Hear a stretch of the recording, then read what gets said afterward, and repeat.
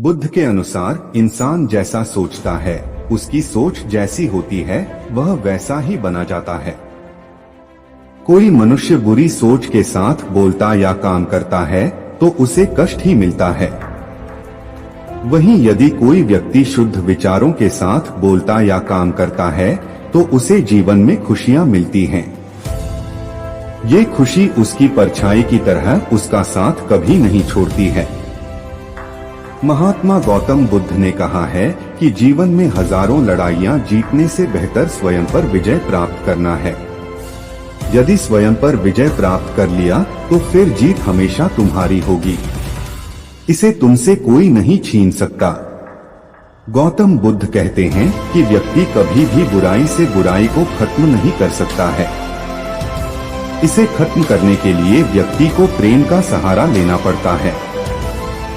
प्रेम से दुनिया की हर बड़ी चीजों को जीता जा सकता है। महात्मा बुद्ध के अनुसार भविष्य के बारे में सपने देखकर अभी से मत उलझो। भूतकाल के समय को याद करके पछताने से अच्छा है अपने वर्तमान में रहो। खुश रहने का सबसे अच्छा तरीका यही है। जिस तरह से एक जलता हुआ दिया हजारों लोगों को रोशनी देता है, ठीक वैसे ही खुशियां बांटने से आपस में प्यार बढ़ता है। बुद्ध के अनुसार खुशियां बांटने से हमेशा बढ़ती हैं, कभी कम नहीं होती हैं। बुद्ध के अनुसार जंगली जानवर की अपेक्षा कपटी और दुष्ट मित्र से डरना चाहिए। जंगली जानवर आपके शरीर को नुकसान पहुंचा सकता है, लेकिन एक बुरा मित्र आपकी बुद्धि को नुकसान पहुंचा सकता है। भिक्षु हर दिन तथागत से कहता, मैंने मन को जीत लिया है, अब यह मुझे विचलित नहीं कर सकता। तो एक दिन गौतम बुद्ध ने कहा, ठीक है, तुम दक्षिण दिशा में भिक्षा मांगने जाओ, यही तुम्हारी आखिरी चुनौती है। फिर अगले दिन ही भिक्षु ने व्याकुल होकर कहा, मुझसे बड़ी गलती हुई, लेकिन अब मैं दोबारा उस दिशा में भिक्षा मांगने नहीं जाऊंगा। यह कहानी शुरू होती है जब एक बड़े प्रदेश का राजकुमार अपना राजमहल सब कुछ त्याग कर बौद्ध संघ में शामिल हुआ। शुरुआती दिनों में नए भिक्षु ध्यान करना सीखते, इसके साथ साथ गौतम बुद्ध उन्हें भिक्षा मांगने भेजते ताकि भिक्षुओं का अहम कमजोर हो और उनका व्यवहार विनम्र हो जाए। संघ में आने के कुछ समय पश्चात राजकुमार भी भिक्षाटन पर जाने लगा। शुरू में सब ठीक था, लेकिन कुछ ही दिनों में घटना घटी जिस कारण राजकुमार विचलित हो गया और उसने भिक्षाटन पर जाने से मना कर दिया। भिक्षाटन का नियम था कि भिक्षु केवल 2 घरों में भिक्षा मांगते और नहीं मिलती तो आश्रम वापस आकर जल ग्रहण करते। एक बार राजकुमार भिक्षु नगर में भिक्षा मांगने निकला और दुस्सहयोग से भिक्षा नहीं मिली। शुरू में राजकुमार भिक्षु को निराशा हुई, लेकिन कुछ ही पलों में उसका मन शांत हो गया, जैसे कुछ हुआ ही ना हो। बिना प्रयास के आज भिक्षु बड़ा प्रसन्न था। उसने लौटकर गौतम बुद्ध से कहा, आज मुझे भिक्षा प्राप्त नहीं हुई, लेकिन मेरा मन शांत है, ना किसी विचार ने मुझे परेशान किया। गौतम बुद्ध भिक्षु की सारी भावनाएं समझ रहे थे। तथागत ने कहा, अच्छी बात है, अब तुम कल महल की तरफ भिक्षा मांगने जाना। भिक्षु ने आज्ञा का पालन किया और अगले दिन भिक्षा मांगने निकल गया। कुछ देर बाद जब भिक्षु महल के आगे से गुजरा तो उसे अपना महल याद आ गया कि कैसे वह ऐशो आराम का जीवन जीता था। भिक्षु ने सोचा, महल में खाने को स्वादिष्ट पकवान मिलते और सेवा करने को कई नौकर होते और सभी प्रकार के सुख मिलते। ऐसा सोचते सोचते भिक्षु के मन में इच्छा हुई कि आज बढ़िया भोजन मिल जाए। तभी भिक्षु सचेत हो गया कि यह सब अतीत की स्मृतियां हैं और मैं केवल इन्हें देख रहा हूँ। पुरानी यादों के ताजा होने से मन में कुछ इच्छाएं प्रकट हो रही हैं, यह भी मैं केवल देख रहा हूँ। अगर मैं इन शारीरिक इच्छाओं को पूरी करने की लालसा रखूँ तो मैं मन की शांत और यह जागृत अवस्था खो दूंगा। भिक्षु ने महसूस किया कि जब जब हम स्वयं को 2 कदम आगे ले जाते हैं, चेतना का स्तर ऊपर उठाते हैं, तब मन इस प्रकार के खेल खेलता है।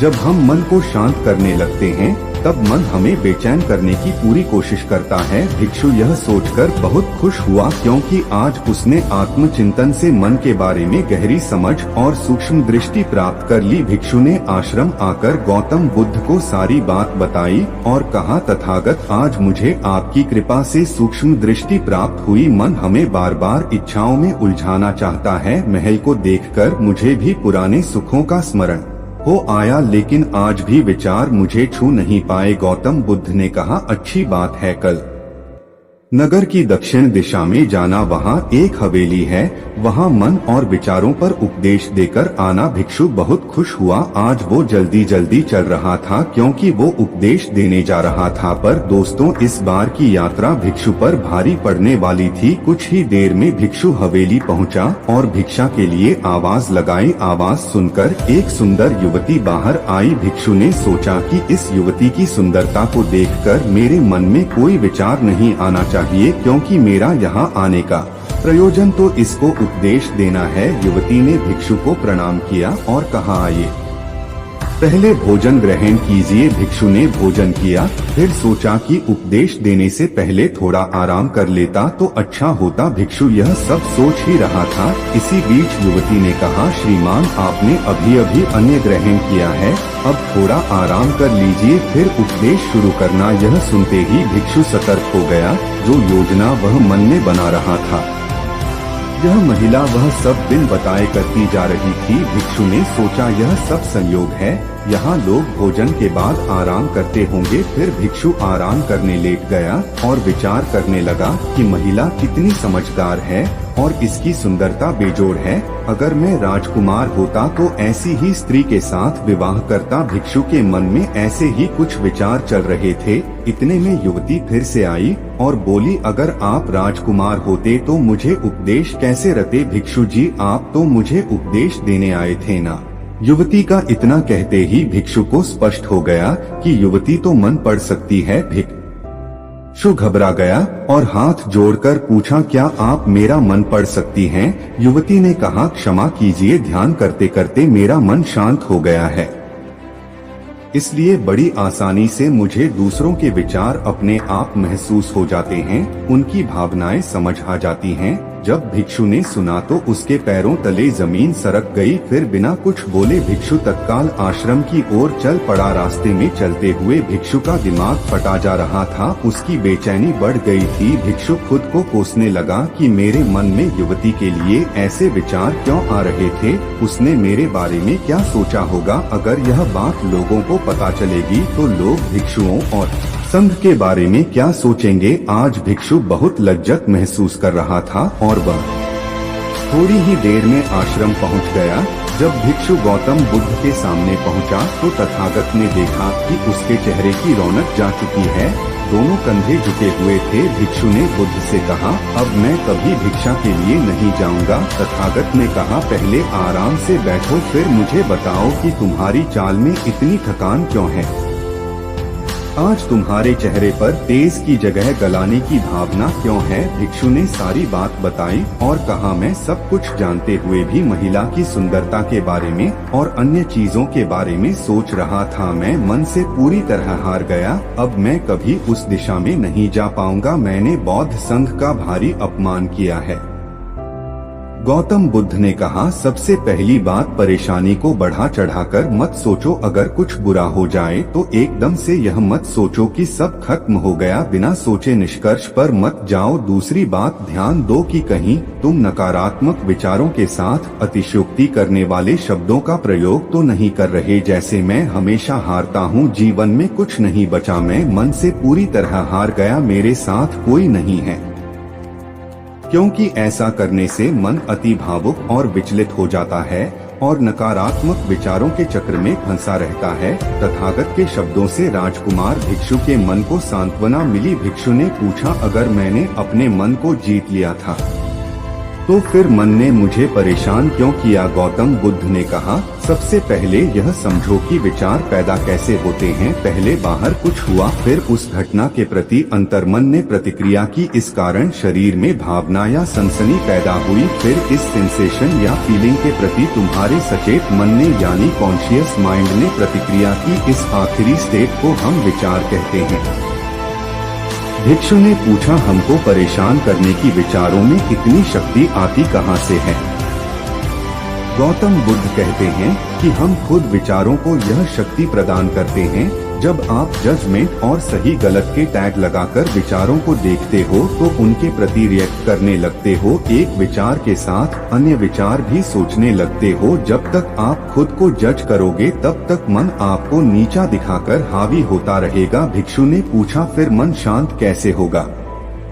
गौतम बुद्ध ने कहा, अगर विचार है तो शरीर में भावना भी महसूस हो रही है, क्योंकि हर विचार भावना के साथ प्रकट होता है। अगर आप अश्लील विचार महसूस कर रहे हो तो इसका मतलब है कि शरीर में एक भावना यानी सेंसेशंस भी महसूस हो रहे हैं और फिर आप उसके बारे में सोच रहे हो या रिएक्ट कर रहे हो। और इसी बात में मन को शांत करने का तरीका छपा है। हर विचार को देखना कठिन है क्योंकि विचारों का वेग तेज है, लेकिन शरीर में महसूस हो रही भावना यानी सेंसेशंस को देखना आसान है, क्योंकि यह देर तक बनी रहती हैं। अगर इन्हें बिना जजमेंट के सही गलत का मतलब लगाए सिर्फ देखा जाए तो यह गायब भी हो जाती हैं। तब मन के पीछे जो शांति है वो प्रकट होती है और उस शांति में एहसास होता है कि मन हमारा कुछ नहीं बिगाड़ सकता। हमारा अंतर्मन कैसे ठीक होता है? नॉन जजमेंट से अगर हम किसी भी इंसान या घटना या फिर अपने मन को बिना जजमेंट के देखते हैं तो मन के साथ साथ अंतर्मन अपने आप स्वस्थ और शांत होने लगता है। अगर तुमने मात्र यह देखा होता कि इस औरत के प्रति विचार केवल मेरे अंतर्मन के रिएक्शन के कारण है और यह मैं केवल देख रहा हूँ, मन में बहुत कुछ चल रहा है लेकिन मैं सांस के प्रति सचेत हूँ, मैं शरीर में होने वाली प्रतिक्रिया को देख रहा हूँ, तब भी तुम सचेत होकर दृष्टा भाव में लौट आते। मन के पीछे जो शांति है वह हमारी सबसे बड़ी ताकत है। हम बड़ी आसानी से विचारों को शांत कर सकते हैं और एक दिन यह जान सकते हैं कि किसी भी प्रकार का विचार चिंता असल में इस शांति को पार नहीं कर सकता। हम हमेशा विचारों से अछूते हैं। गौतम बुद्ध कहते हैं, तुम याद रखो विचार तुमसे हैं, तुम विचारों से नहीं। तुम हमेशा ही अपने विचारों से शक्तिशाली हो, अपने डरों और चिंताओं से शक्तिशाली हो। अब तुम अगले 7 दिन युवती के घर भिक्षा मांगने जाओगे और ध्यान रखना अपने विचारों को जज मत करना। अच्छे बुरे विचार केवल तुम्हारा द्वार खटखटाते हैं। तुम केवल इतना याद रखना कि तुम वह शांति हो जिसमें सब प्रकट हो रहा है।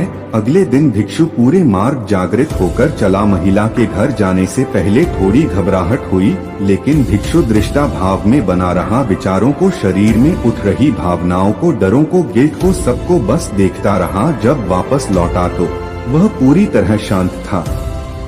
आज उसने मैंने मन को जीत लिया है, यह अहंकार भी नहीं था। आज उसने सही मायनों में मन को पार कर लिया था। दोस्तों, ऐसे ही रोचक अनमोल विचारों के लिए हमारे चैनल को सब्सक्राइब करें और वीडियो को लाइक करके नोटिफिकेशन को ऑल पर अवश्य जरूर रखें।